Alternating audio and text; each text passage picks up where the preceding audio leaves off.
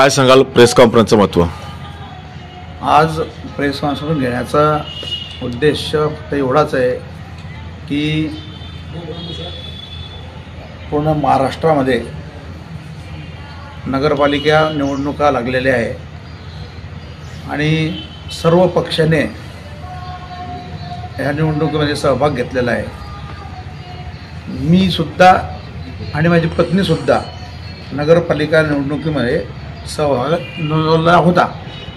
परंतु अजितदादा गटातर्फे जे उमेदवारी आम्ही दाखल केलेली होती त्यामध्ये आमचे अजितदादा गटाचे जिल्हाध्यक्ष गद्दार जिल्हाध्यक्ष उमेश नेमाडे यांनी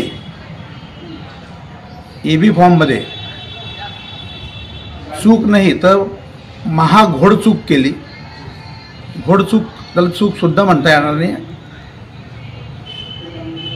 भाजपच्या उमेदवारासोबत त्यांनी आर्थिक देवाणघेवाण करून माझ्या पत्नीची निवडून येणारी जी सीट होती त्या सीटसोबत त्यांनी गद्दारी करून आर्थिक देवाणघेवाणचा व्यवहार करून चंद्रशेखर अत्तरदेचा जो साला आहे त्यांच्या पत्नीची सीट त्यांनी प्रशासनाने असं दाखवण्याचा प्रयत्न केला की बिनविरोध झाली, परंतु अजून ती सीट बिनविरोध झालेली नाही. नोटा हे ऑप्शन अजून आहे, त्यांना निवडणुकीला सामोरं जावं लागेल. उमेश नेमाडे यांनी चंद्रशेखर अत्तरदे, सावकारे यांच्याशी पाटील सारिका युवराज या नावाचा EB फॉर्म न पाठवता पाटील युवराज पुंडलिक या नावाचा EB फॉर्म पाठवला. नामनिर्देशन पत्र जे आहे सर्व व्यवस्थित भरलेलं होतं, परंतु पाटील युवराज पुंडलिक नावाचा फॉर्म पाठवल्यामुळे फॉर्म रिजेक्ट झाला. तर यामध्ये उमेश नेमाडे यांनी चंद्रशेखर अत्तरदे आणि सावकारीच्या म्हणण्यावरती मोठी देवाणघेवाण झाल्यामुळे माझी येणाऱ्या सीटचं नुकसान केलं. त्यांनी त्याचा व्यवस्थितपणे पक्षालाही जाब द्यावा आणि मला सुद्धा त्यांनी त्याचं उत्तर द्यावं हेच मला न विचारायचं आहे. भाई नोटा तुम्ही म्हणतात आहे म्हणजे मग काय प्रकार नेमकं कसं म्हणतात की आपण याकडे बिनविरोध नाही आहे? मी म्हणतच नाही आहे की बिनविरोध. जे प्रसारमाध्यमांच्या माध्यमातून त्यानंतर असं मला नाही नोटांचं कसं होईल? तुम्ही म्हणता त्या ठिकाणी अजूनही बाकी आहे, निवडणूक समोर जावं लागेल. पब्लिक नोटाचं बटन सुद्धा दाबू शकते आणि नोटामध्ये जर का पब्लिकने पूर्ण नोटा दाबलं तर तो पराभूत होऊ शकतो. मग हे तुम्ही अधिकाऱ्यांशी बोलणं झालं का तुमच्या या विषयावर? कोणाशी? निवडणूक अधिकारी जे आहेत.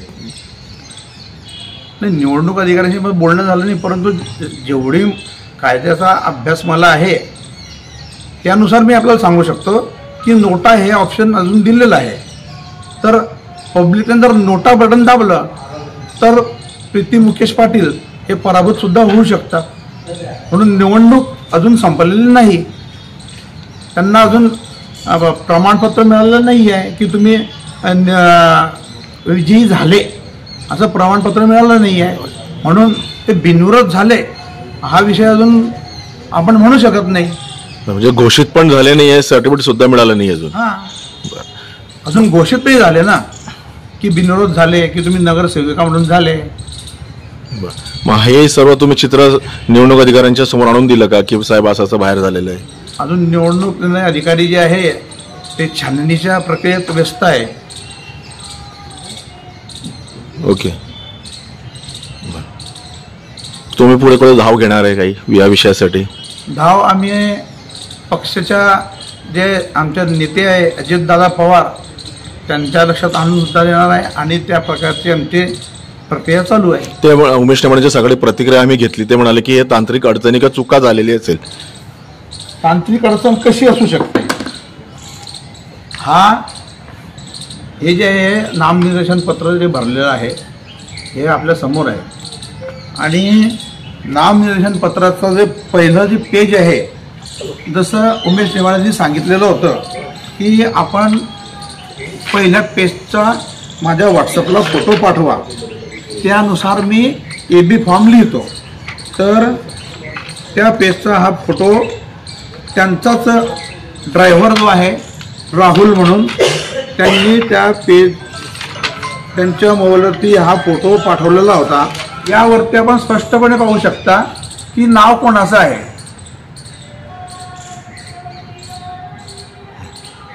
यावरती आपण स्पष्टपणे पाहू शकता नाव कोणाचं आहे, पाटील सारिका युवराज.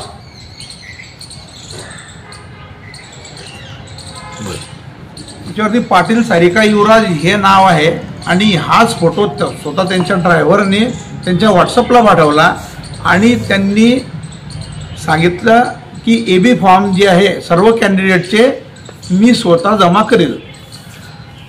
तर पाटील सारिका युवराजचा जर फोटो त्यांच्या व्हॉट्सअपला जातो आहे तर AB फॉर्म जो आहे हा पाटील सारिका युवराज या नावाने यायला पाहिजे. त्यांनी AB फॉर्म जो आहे तो पाटील युवराज पुंडलिक या नावाने त्या ठिकाणी जमा केला. मग यातून काय स्पष्ट होते, त्यांनी 100% मुकेश पाटीलचे मेवणे चंद्रशेखर अत्तरदे आणि मंत्री यांच्या म्हणण्यावरती मोठा आर्थिक देवाणघेवाण करून माझी येणारी शीट होती ते कट करून घोड करून फॉर्म रिजेक्ट केला. आर्थिक देवाणघेवाण झाली. पाटील युवराज पुंडलिकचा इथं संबंधच येत नाही. पाटील सारिका युवराज उभी आहे. 7A मध्ये कोण उभा आहे, पाटील सारिका युवराज. पाटील युवराज पुंडलिकचा AB फॉर्मचा संबंधच येत नाही. तर गद्दार उमेश नेमाळे जो आहे याने असंच नगराध्यक्षासाठी सुद्धा केलं आहे. नगराध्यक्षासाठी त्याने काय केलं, जेवढेही आम्ही राष्ट्रवादी काँग्रेस अजितदादा गटाचे उमेदवार आहे, आम्हाला शेवटपर्यंत नगराध्यक्षाचा उमेदवार कोण आहे हे सांगितलंच नाही.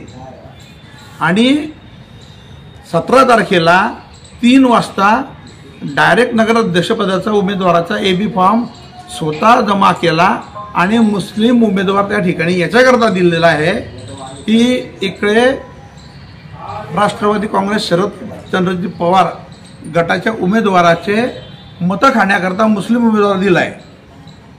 आम्हाला घड्याळ्याच्या उमेदवार कॅन्डिडेट जेवढे त्यांना सांगितलंच नाही उमेदवार कोण देतो आहे. आम्ही शेवटपर्यंत विचारत राहिले की कोण उमेदवार आहे, कोण उमेदवार आहे, ते काही सांगितलं नाही.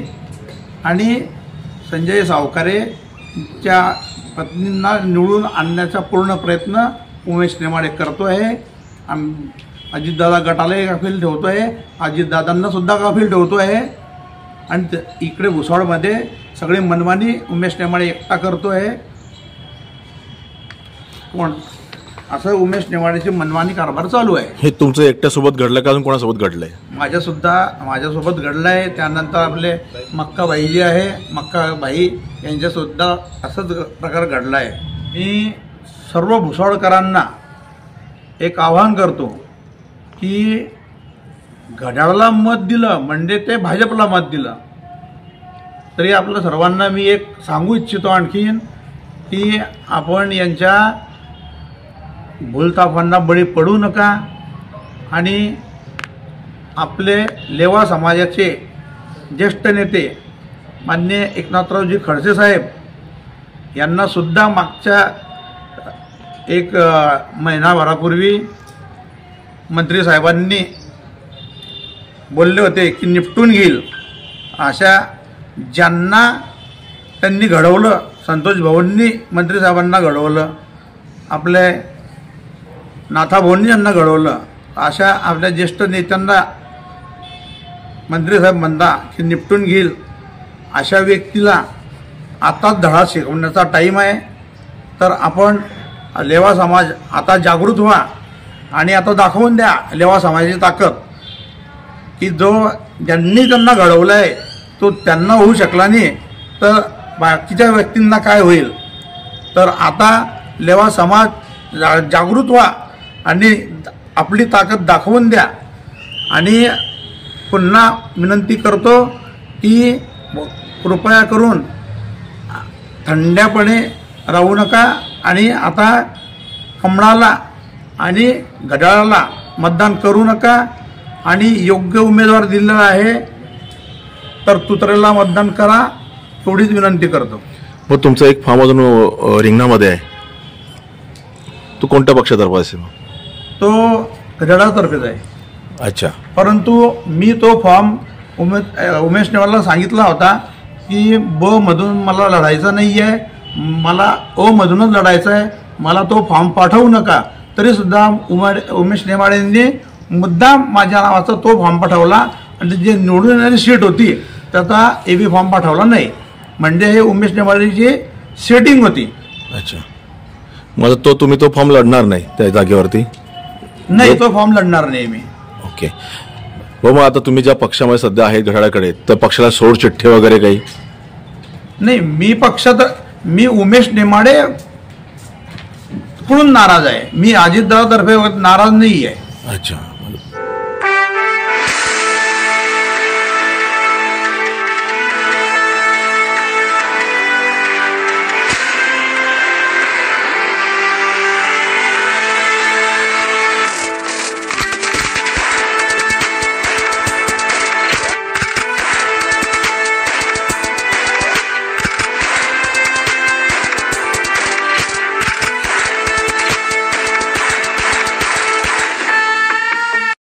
Subscribe now and press the bell icon.